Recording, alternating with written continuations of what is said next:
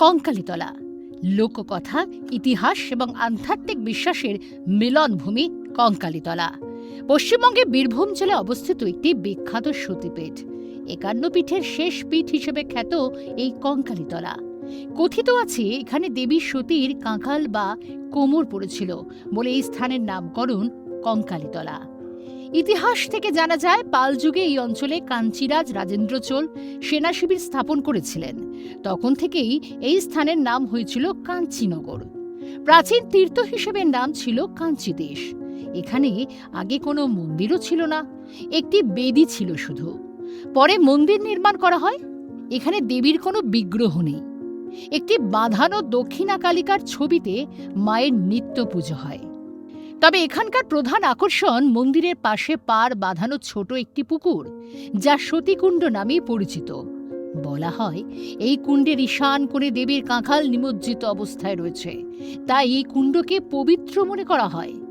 মায়ের মন্দির থেকে কিছুটা দূরে রয়েছে রুড়ো ভৈরবনাথের মন্দির এবং মন্দির সংলগ্ন মাঠের মধ্যে রয়েছে কাঞ্চীশ্বর শিব মন্দির। মন্দির চত্বরে রয়েছে ৫ ধরনের পাতা বিশিষ্ট একটি গাছ বা পঞ্চবৃক্ষ।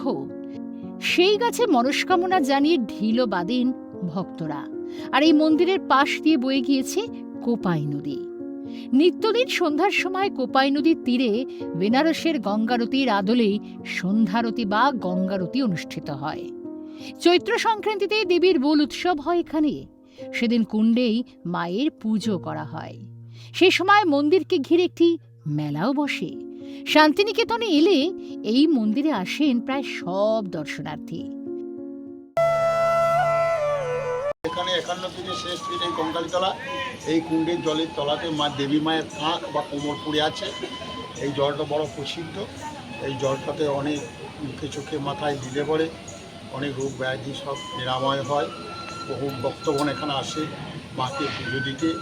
সতীর কাঁক এখানে পতিত হয়েছিল। এখানে দেবীর কাঁক থেকে কঙ্কালী নাম এসেছে, এখন কঙ্কালী নামে এটা শেষ খণ্ডটা এখানে পতিত হয়েছে বলে শেষের দিনে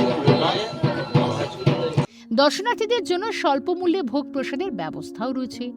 প্রতিদিন মন্দির চত্বরে বিভিন্ন দোকান বসে। কঙ্কালীতলা মন্দির আজও বহু ভক্ত ও পর্যটকের কাছে আকর্ষণের কেন্দ্রবিন্দু। বীরভূম থেকে প্রিয়া রায়, ক্যালকাটা টেলিভিশন নেটওয়ার্ক।